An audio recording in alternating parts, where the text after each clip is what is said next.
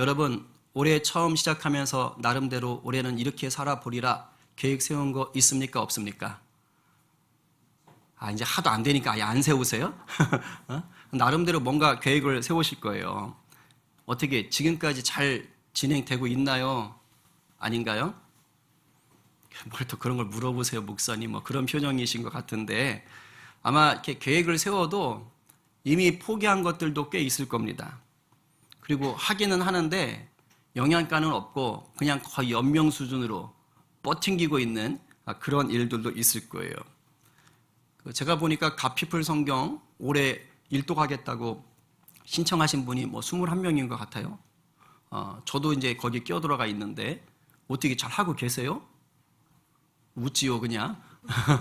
내가 그걸 신청했던가? 뭐 이런 생각을 하는 분도 있는 것 같아요. 거기 보면은 그 21명이 어디까지 읽었는지를 보는 게 있더라고요. 제가 볼까요? 안 볼까요? 시험 들까봐 안 봐요.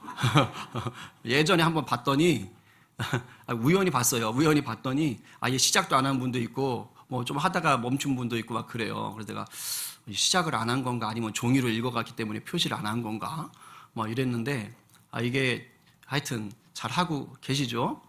보면은 21명인데 제가 가끔 보면 뭐 한 11명, 12명 많이 하면 이제 그 정도 하시는 것 같아. 도전하십시오. 나는 1월 1일에 시작했지만 12월 달에 시작한다. 뭐 이런 분도 있는 것 같아요. 네, 힘내세요. 근데 이게 쉽지 않아요. 만만치 않습니다. 만만치 않고 성경 필사 우리 사도행전 이제 제출해야 될 날 얼마 안 남았는데 어떻게 예쁘게 만든 노트 먼지 쌓이고 있지 않아요? 뭐 그런 분도 있을 것 같아요. 그래서 이게 쉽지 않습니다. 저도 그렇고요. 우리가 계획은 하는데 그리고 시도하는데 열매 맺지 못하고 포기하고 실패하는 일들이 상당히 많습니다. 적지 않아요. 때로는 아무리 선한 의도를 가지고 도전을 합니다. 근데 마무리하지 못한 채 그냥 무너지고 말 때도 많습니다. 근데 여러분 위로합니다. 그게 우리만의 일이 아니고요. 그냥 세상 사람들이 다 똑같습니다. 옆에 분 보고 이렇게 웃으면서 얘기하세요. 당신도 똑같아요. 위로가 되는 거죠. 그죠? 위로가 되는 겁니다. 여러분, 영원한 것은 없습니다. 다 때가 되면 낡고 고장나고 부패하고 사라집니다. 아무리 건강관리를 잘해도요. 나이가 들면 어떻게 될까요? 청년 때와 같을 수 있어요, 없어요? 늙어봐서 아시죠? 제가요. 손에 물기가 없어요. 원래 손이 촉촉한 사람이었거든요. 근데 언제부턴가 너무 말라. 크림을 발라도 계속 말라요. 아내가 물을 좀 많이 마셔라. 근데 얼마큼 많이 마시라는 얘기를 안 해주셔서 그래서 열심히 마시긴 마시는데 어디로 새는지 그냥 손이 말라. 이게 늙는 건가 봐요. 사람이. 그러니까 아무리 뭐 나는 관리를 한다고 해도 나이가 들면 어쩔 수 없어요. 여러분 사람은요. 늙고 아프고 병들고 죽게 됩니다. 이게 그냥 이 세상의 일이에요. 그냥 이 창조 세계의 흐름입니다. 아담과 하와가 죄를 지음으로 말미암아 이런 한계성들이 지금 드러나는 거예요. 그런데 잘 들으세요. 하나님의 일, 하나님의 나라는 아침마다 새롭습니다. 아멘? 아멘. 결코 무너지지 않습니다. 아멘? 아멘. 베드로전서 11장 4절 말씀 읽겠습니다. 시작. 썩지 않고 더럽지 않고 쇠하지 아니하는 유업을 있게 하시나니 곧 너희를 위하여 하늘에 간직하신 것이라. 아멘. 무슨 말입니까? 예수를 믿는 성도들에게는 하나님이 주시는 유업, 즉 상속이 있다는 거예요. 그게 하늘로부터 부어지는 거라는 거예요. 이 땅의 것이 아니라는 거예요. 근데 하늘로부터 성도에게 부어지는 이 상속의 특징이 세 가지라는 겁니다. 뭐예요? 썩지 않는다. 더럽지 않다. 쇠하지 않는다는 것은 낡아 없어지지 않는다라는 것입니다. 달리 말하면 영원하다라는 거예요. 할렐루야, 아멘입니다. 자, 그런데 저 말은 무엇을 전제하느냐? 하늘로부터 우리에게 주어진 그 상속은, 하나님의 선물은 썩지 않고 더럽지 않고 쇠하지 않다라는 것은 반대로 말하면 이 땅의 것은 어떻다는 거예요? 썩고 더러워지고 부패하고 그 다음에 낡아 없어진다라는 것이에요. 달리 말하면 이 땅에 발 디디고 사는 저희들도 결국은 어떤 존재예요? 예수님 안에 있지 않으면 썩고 더러워지고 낡아 없어질 수밖에 없는 그런 피조물에 불과하다는 뜻입니다. 그러나 그런 존재임에도 불구하고 우리가 예수 그리스도 안에 있으면 어떤 은혜가 임하는 거예요? 썩지 않고 더럽지 않고 낡아지지 않는 하나님 나라의 일, 하나님 나라의 은혜를 누리며 살 수 있다는 것이에요. 할렐루야. 이 은혜가 오늘 우리 가운데 넘치게 되기를 간절히 축복합니다. 아멘이에요. 오늘 본문은 이렇게 이 땅에 살아가는 연약할 수밖에 없고 한계가 분명한 우리를 통해서 무너지지 않는 하나님 나라를 세워가게 하시는 우리 주님을 만나게 하십니다. 이 만남이 여러분 모두의 것 되기를 간절히 축복합니다. 그래서 오늘도 우리 인생 가운데 찾아오셔서 주님의 나라를 꿈꾸게 하시고 세워가게 하시는 그 은혜가 만끽되기를 축복합니다. 자, 그렇다면 무너지지 않는 이 하나님의 나라의 일에 동참하는, 이 상속에 동참하는 성도는 어떤 은혜를 누리며 사는가? 세 가지 말씀드릴 때 그것이 아하, 내게 주신 은혜구나로 누리기를 바랍니다. 첫 번째, 무너지지 않는 하나님의 일을 하는 자는요, 삶의 위기 속에 우리 주님의 도우심을 누리게 됩니다. 지난주 설교 기억하십니까? 사도들이 복음을 전하다가 감옥에 갇혔습니다. 밤에 천사가 나타나서 감옥 문을 열고 꺼내줬습니다. 그리고 이렇게 말합니다. 성전에 가서 아까 암송했던 거죠? 서서 생명의 말씀을 다 백성들에게 전하라 라고 하나님의 명령을 내립니다. 그래서 그 밤엔 전할 수 없으니까 숙소에 갔다가 열심히 기도하고 성전 문이 열리는 새벽 시간에 열심히 달려가서 새벽부터 생명의 말씀을 전했습니다. 그런데 다시 어떻게 되는 겁니까? 이걸 안 성전 권력자들이 뭔 일이야 이게 하고 다시 붙잡아 온 거예요. 붙잡아서 이제 재판을 하려고 했던 사내들인 공회라는 이 재판, 이스라엘 사람들, 지도자들을 불러놓고 그 자리로 지금 붙잡아 놓은 것입니다. 그래가지고 막 협박을 하고 있는 거예요. 그런데도 사도들은 주눅이 들지 않았습니다. 오히려 거기에서도 담대하게 예수 그리스도의 복음을 선포하는 거예요. 너희들이 예수를 죽였다. 그러나 하나님이 그 예수를 살렸다. 그 예수는 영원하신 임금이며 구원자가 되신다. 이스라엘아, 너희들로 하여금 회개하게 하시려고 지금 예수님이 다시 사셨다. 빨리 정신 차리고 회개하고 주님께로 돌아와라. 이것을 지금 그 유대에 있는 모든 지도자들, 정치 권력자들, 종교 권력자들에게 선포를 한 겁니다. 그리고 오늘 본문이 등장하는 거예요. 이제 이 말을 듣게 되니까 33절에서 성전 권력자들이 열받았습니다. 크게 노하여 사도들을 뭐 하려고 한다고요? 없이 하고자 할세. 여러분, 여기서 노했다라는 저 헬라어 말은요, 이런 의미가 있습니다. 톱으로 켜서 잘라버리다. 분노했다는 말에 그 의미가 있는 거예요. 무슨 말이에요? 두 가지죠. 지금 너무너무 열이 받아서 분노해서 저 사도들을 톱으로 켜서 잘라버리고 싶을 정도가 된다라는 것의 의미가 있고, 또 하나는 마치 자기들이 지금 당하는 저 분노감 있잖아요. 이게 어느 정도의 고통이냐? 톱으로 켜서 잘림을 당하는 것 같은 그 정도의 고통이라는 거예요. 그만큼 지금 화가 난다는 거예요. 너무너무 고통스러운 정도여서 내가 분노하지 않을 수 없다는 거예요. 그래서 없이 한다고 한다는 건 지금 무슨 말이냐? 바로 죽이고 싶다는 뜻입니다. 그런데 지금 재판받으러 와 있는 거예요. 법적인 절차를 밟아야 되는 거예요. 근데 그거 다 무시하고 싶다는 거예요. 그냥 지금 이 자리에서 그냥 없애버리고 싶은 거예요. 지금 그런 상태에 있는 겁니다. 만약에 지금 이 앞에 서 있는 공회원들이 대제사장이 회장이 되고 70명의 사람들이 뭉쳐 있는 거거든요. 사람들이 모여 있는 거예요. 이 중에 몇 사람이 아이 저런 나쁜 놈들 죽여야 돼 이렇게 거들기만 해도 분위기가 삽시간에 군중 심리 아시죠? 예, 확 불붙어 버리는 거예요. 그러면 스데반 집사처럼 뭐 하는 거예요? 그냥 돌 맞아 죽는 겁니다. 그 자리에서 지금 생매장 될 수 있는 아주 그러한 위급한 상황인 거예요. 그런데 이 상황에 생각지도 못하는 일이 딱 벌어지는 것입니다. 그 공회원 중에 한 명인 바리새파 사람인 가말리엘이라는 사람이 갑자기 앞으로 나왔어요. 이 사람이 보통 사람이 아닙니다. 이 사람은 당시의 최고의 율법 교사예요. 오늘날로 말하면 우리나라 최고의 신학 교수입니다. 신학 교수. 그러니까 이 사람이 앞으로 딱 나오는 거예요. 당연히 백성들이 존경하지요. 그러니까 말에 무게가 있어요. 우리가 잘 아는 사도 바울이 바로 이 사람 밑에서 공부했어요. 그러니까 대단한 사람이에요.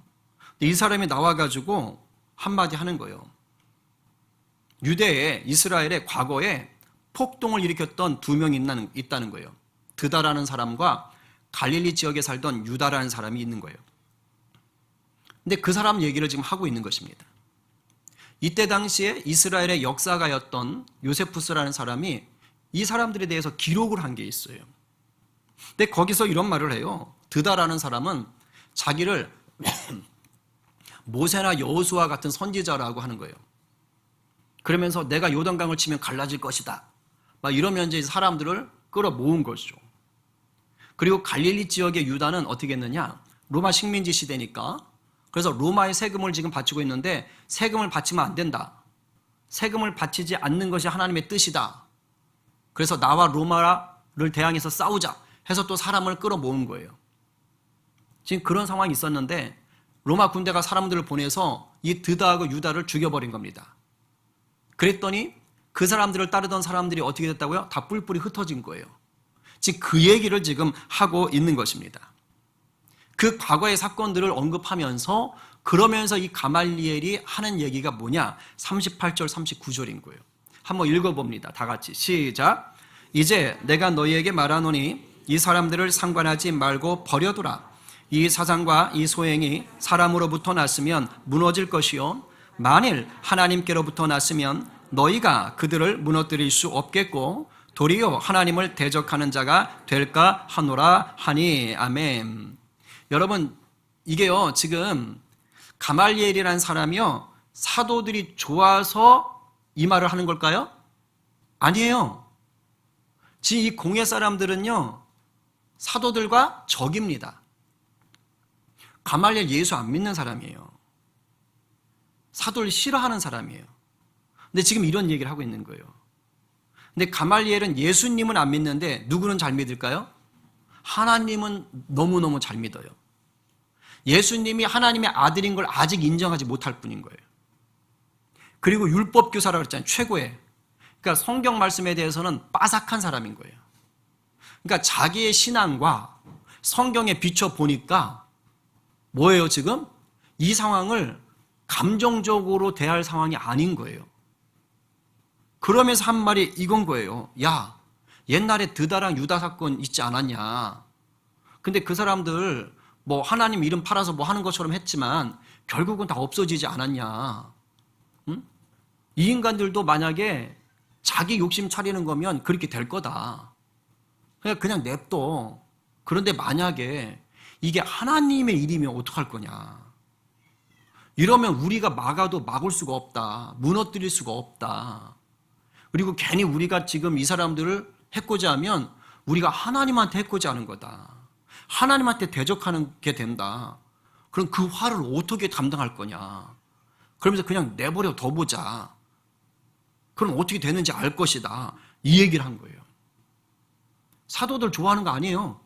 그냥 자기가 옳다고 얘기하는 것을 하는 거예요. 하나님이 이걸 바르게 생각하셔 라고 생각하고 한 얘기예요.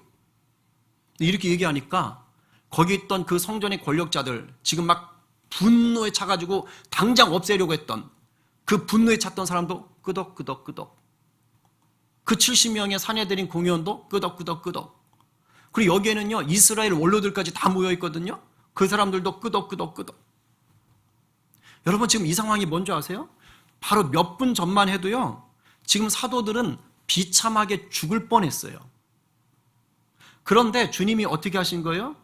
사도들의 편도 아닌 심지어 대적 중에서 한 사람을 사용하셔서 그 사도들을 멋지게 변호를 하신 거예요. 지금 이런 상황입니다. 놀랍지 않으세요?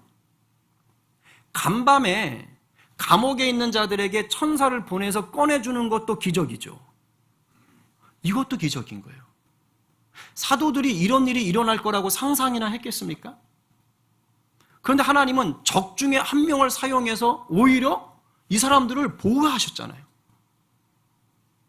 이것도 기적인 거예요. 여러분, 하나님은 우리의 생각을 뛰어넘어서 일하시는 분인 것을 믿으시기 바랍니다. 아멘이에요. 제가 몇 번 얘기했던 예화지만 여러분들은 까먹는 은사가 있기 때문에 오늘도 그걸 바랄 뿐인데 혹시 기억하면 그냥 들으세요.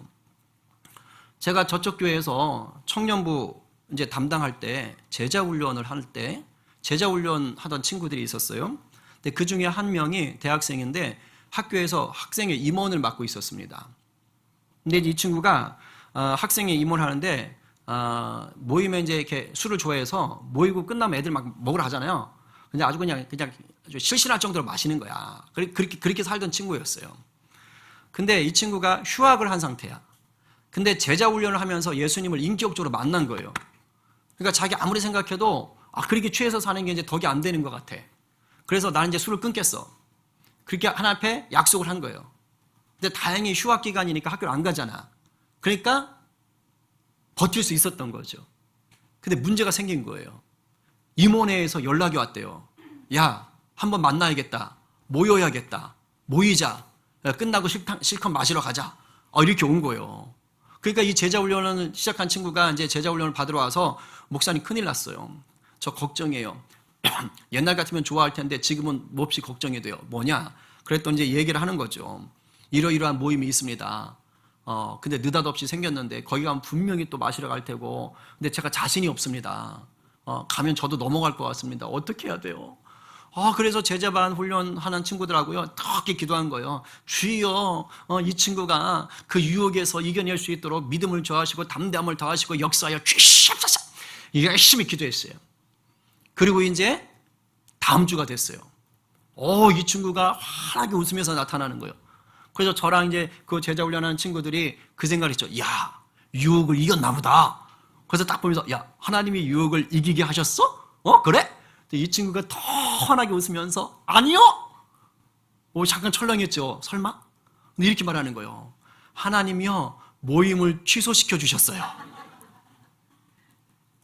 제가 흔들릴까봐 그걸 너무 잘하셔서 모임을 없애주셨어요. 이러는 거예요. 그래서 그 친구가 그런 거예요. 우리 하나님 정말 끝내주시는 분이에요. 그래서 그날 우리 제자반 친구들이요, 상상을 초월하시는 하나님께 기쁨의 찬양을 올렸다는 거 아니에요? 여러분, 하나님은 우리의 생각을 뛰어넘어서 일하십니다. 물론 모든 일마다 이런 식으로 일되는 거 아니에요. 그러나 우리 인생 전체를 놓고 보시면 하나님은 반드시 우리 위기 상황에서 우리 생각과 다르지만 우리의 생각보다 좋은 방향으로 일하고 계신 분인 줄로 믿으시기 바랍니다. 이것이 위기 때 깨달을 수도 있고 지나고 나서 알게 될 때도 있습니다. 보통은 그 위기 상황을 지나고 나서야 그때도 하나님이 나를 도와주셨구나 라는 것을 알게 되는 것이죠. 우리가 하나님을 이렇게 경험하며 나가는 거예요. 여러분, 지금이 위기처럼 보일 수도 있습니다. 그러나 하나님의 일하심을 믿으시면서 끝까지 하나님을 신뢰하는 저와 여러분 되기를 간절히 축복합니다. 아멘이에요. 두 번째는 무너지지 않는 하나님의 일을 하는 자는요, 수치 받을 자격에 도리어 기뻐하는 것입니다. 가멜리엘 덕분에 사도들은 죽지 않고 풀려났습니다. 근데 죽지 않고 풀려난 게 그냥 나왔다는 뜻이 아닙니다. 협박과 함께 죽을 것 같은 고통에 채찍질을 당하고서야 나오는 거예요. 우리 그냥 나왔다고 생각하는데 그렇지 않아요. 40절에 보면 그들이 옳게 여겨 사도들을 불러들여 뭐 하는 거예요? 채찍질하며 예수의 이름으로 말하는 것을 금하고 놓으니. 협박한 거예요. 얘기하지 말라고, 예수 전하지 말라고, 안 그러면 정말 가만두지 않겠다고. 그래서 이번엔 좀 맞자 하고서 때리는 겁니다. 근데 이게 아무도 없는 감옥 안에서 회초리 몇 대 때리고 보내는 것이 아닙니다. 지금 이곳에 사람들이 많이 있어요. 성전 권력자들, 공회원들, 원로들, 그리고 이 일이 어떻게 되나 보려고 몰려온 성전에서 말씀을 들었던 그 사람들이 다 있는 거예요. 그 많은 사람들 앞에서 유대 때 채찍질을 어떻게 했냐면 옷을 다 벗기거나 상체를 다 벗기는 거예요. 수많은 사람 앞에서 이 벗김을 당하는 것 자체가 뭐예요? 수치와 모욕이죠. 그걸 기둥에다 묶어놔요, 이제 그 사람을. 그리고 채찍으로 때리는 거예요. 여러분, 한두 대 맞는 게 아닙니다. 성경에 보면 채찍질하되 몇 대 이상 때리지 못하게 해놨죠? 40에 하나 가만 매라는 표현이 있어요. 그러니까 40대 이상 못 때리게 해놓으셨어요, 하나님이. 이게 사람을 배려한 거예요. 왜? 40대 때리면 죽는다라고 본 거예요. 그러니까 39대까지는 때릴 수 있다라는 거예요. 그러니까 지금 사도들이 몇 대 맞았겠어요? 39대는 맞았을 거예요. 그런데 채찍이 어떻게 생겼냐면, 여러분 패셔너블 크라이스트 보셨어요? 거기 보면 채찍에 뭐 뼈 조각 같은 게 달려 있어요. 그런 채찍은 아니라고 하더라고요. 그건 로마가 쓰는 채찍이고, 유대가 사용한 채찍은 소가죽으로 만들었다고 해요. 근데 소가죽인데 세 가닥이랍니다. 근데 저는 모르는데 이 소가죽이 물에 젖으면 이게 딱딱해지잖아요. 그리고 오래되면 가죽이 경화돼서 딱딱해지잖아요. 그러면 이걸로 맞으면 돌덩이처럼 아프대요. 그러니까 돌로 맞는 것처럼 아프답니다. 근데 세 가닥이니까 39대를 때리면 몇 대를 맞는 효과가 있는 거예요? 117대를 맞는 게 되는 거예요. 지금 그 상황입니다. 근데 어떻게 때리냐면 앞에를 19대를 때려요. 그리고 뒤쪽 등을 왼쪽을 19대, 오른쪽을 19대. 그럼 어차피 앞뒤가 다 감기면서 맞는 거잖아요.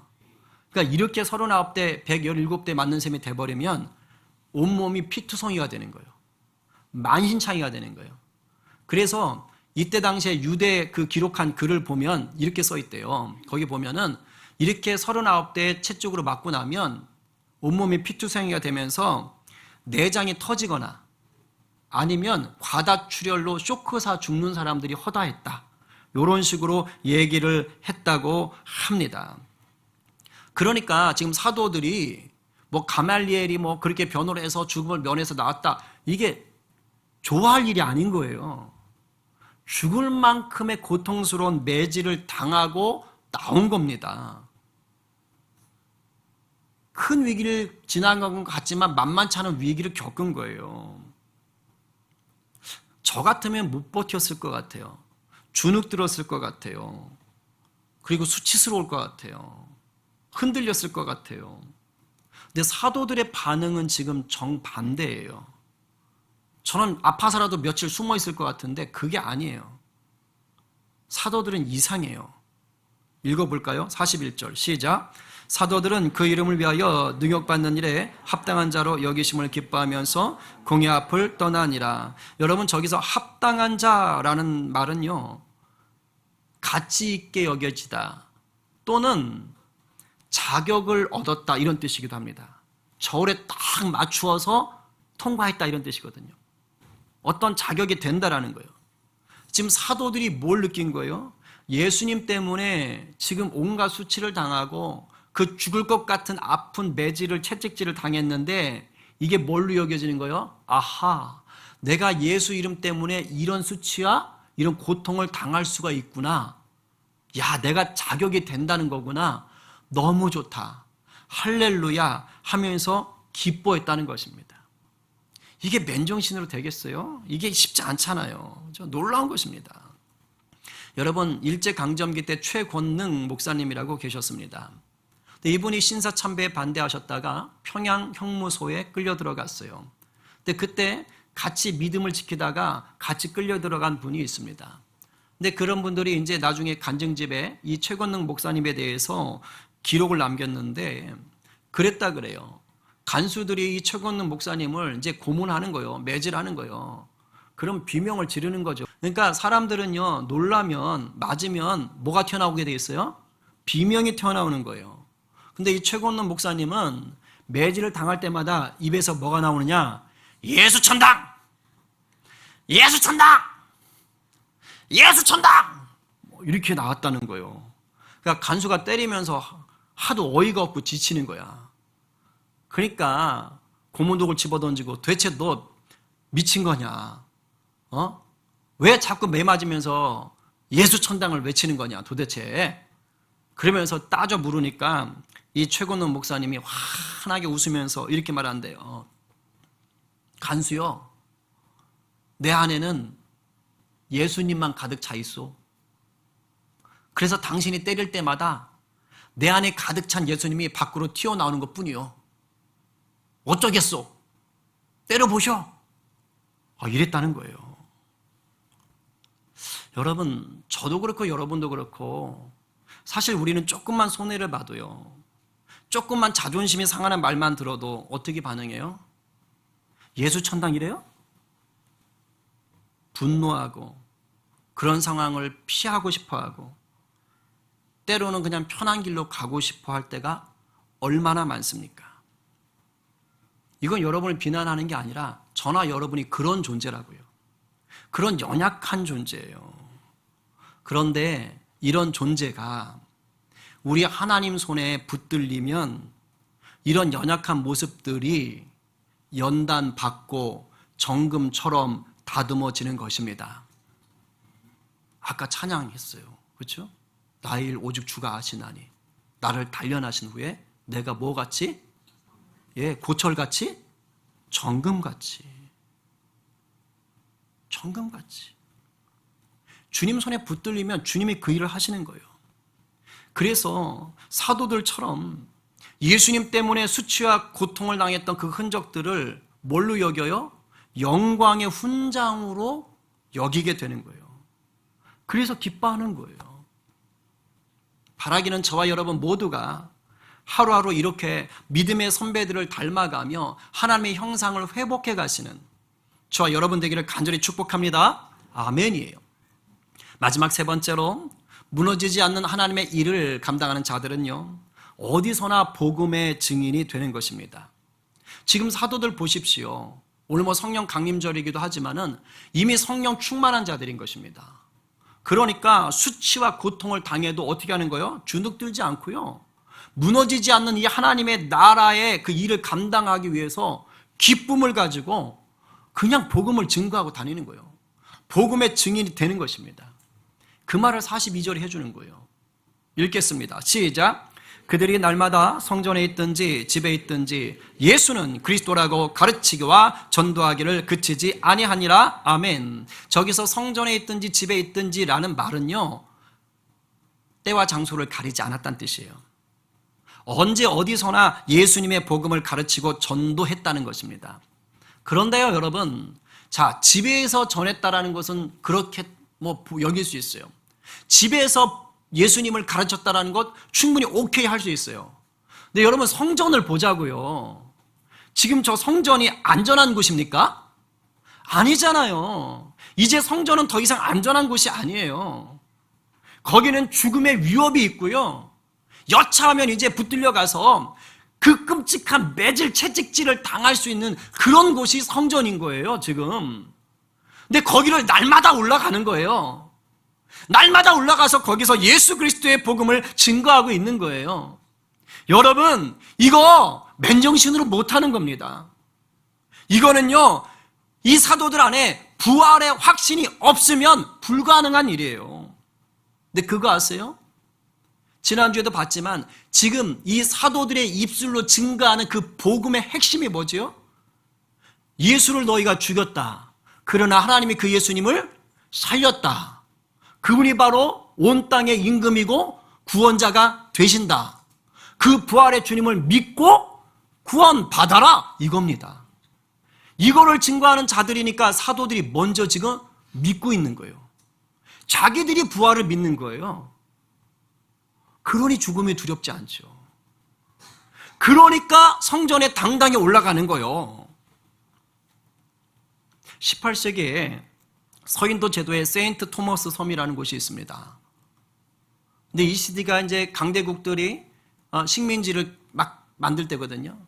근데 거기에 흑인들을 붙잡아서 노예처럼 부리는 거예요. 그렇게 노예처럼 부리면서 그러다가 짐승처럼 죽어가는 곳이 바로 그곳이었습니다. 그런데 그곳을 점령한 백인 그 주인들이 여기에서 누구를 절대 못 오게 막았냐면 선교사들이 못 들어오게 막았습니다.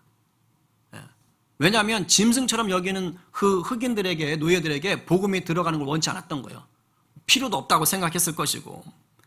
그런데 그 시대에 모라비안 선교회에 소속해 돼 있는 정말 끊임없이 기도하고 100년이 넘도록 기도가 끊어지지 않았던 선교단체거든요. 근데 그 모라비안 선교단체 중에 2명의 청년이 마음을 받았어요. 요한 더보와 데이비드 리치만이라는 형제인데 이 두 사람이 바로 이곳 이 섬에 대해서 세인트 토마스 섬에 대해서 복음을 전하라는, 이 흑인 노예들에게 복음을 전하라는 아버지의 마음을 받은 거예요.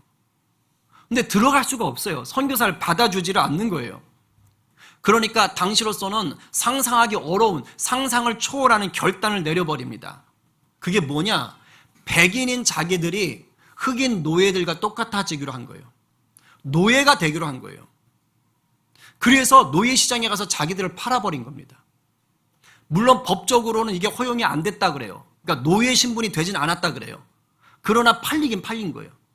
그래서 거기서 자기들이 팔려가가지고 낮에는 노예들하고 같이 채찍질을 당하면서 거기서 짐승처럼 일을 한 거예요. 그리고 밤이 되면 그 노예들 가두어두는 수용소에서 말씀을 전하고, 또 짬짬이 시간이 되면 그 사탕수수밭 노예들이 일하는 그곳에서 주의 복음을 가르치고 전했던 것입니다. 교회당 건물이 어디 있어요? 없지요. 그 어디나 예배당이 되는 거예요. 그렇게 복음을 전하면서 마침내 그 땅 가운데 예수 믿는 흑인들이 일어나도록 이 사람들이 첫 단추 마중물이 됐다는 것 아닙니까? 여러분, 아굴 골짝 빈들에도 복음을 들고 가는 이 믿음은요, 부활신앙을 붙잡은 자만이 누릴 수가 있는 일종의 특권인 것입니다. 할렐루야? 아멘이에요. 우리 모두가 결코 무너지지 않을 하나님 나라를 상속받은 자이니까 이 놀라운 특권을 누리는 사명자로 살아가게 되기를 간절히 축복합니다. 아멘이에요. 이제 좀 슬슬 정리하겠습니다. 우리가 무너지지 않는 하나님의 나라를 받았고 그 하나님 나라의 일을 감당한다고 해서요, 실패나 낙심, 병과 고통, 늙음과 죽음이 없다는 말이 절대 아닙니다. 우리는 병들고 아프고 늙어요. 때로는 실수하고 실패합니다. 낙심하고 포기할 때도 있습니다. 그러나 그럼에도 불구하고 부활의 주님을 붙잡고 성령님과 동행하시면 하나님이 신비한 은혜로 우리를 이끌어 가십니다. 아멘? 아멘이죠. 여러분, 도미노 게임 아십니까? 해보셨어요? 그 조그마한 네모 막대기 같은 거 막 세워놓고 그렇게 쓰러뜨리는 거잖아요. 여러분, 도미노 게임에서 내가 성공한다는 건 어떤 의미일까요? 그 막대기가 서 있는 걸까요? 다 무너지는 걸까요? 도미노 게임에서 내가 성공한다는 의미는 막대기가 서 있어야 돼요? 넘어져서 무너져야 돼요? 무너지는 거예요. 조금만 무너져요? 다 무너져요. 다 무너져야 되는 것이에요. 다 무너져야 돼요. 그것도 정확한 순서를 따라서 무너져야 돼요. 그래야 도미노 게임에 성공한 거예요.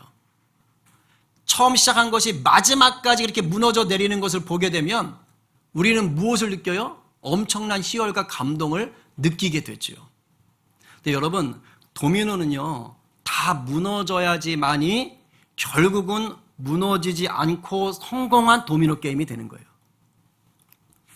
예수님 안의 인생이, 예수님을 붙잡고 살아가는 인생이 마치 이 도미노 게임과 같다라는 생각이 들었어요. 여러분, 우리가 예수 믿어도 우리는 아까 말했죠. 이 땅에 있는 연약한 피조물이니까 무너질 수밖에 없어요. 우리의 육체는 늙고 병들고 죽음으로 무너지죠. 우리가 하는 일들은 그게 뭐가 됐든 잘 될 때도 있겠지만 사실은 내 뜻대로 안 될 때가 훨씬 많고요. 그 어떠한 일들인지 마지막엔 다 멈추게 되지요. 그런데 예수 안에 있으면 우리의 이런 인생이, 이 무너짐들이 결코 실패가 아닙니다.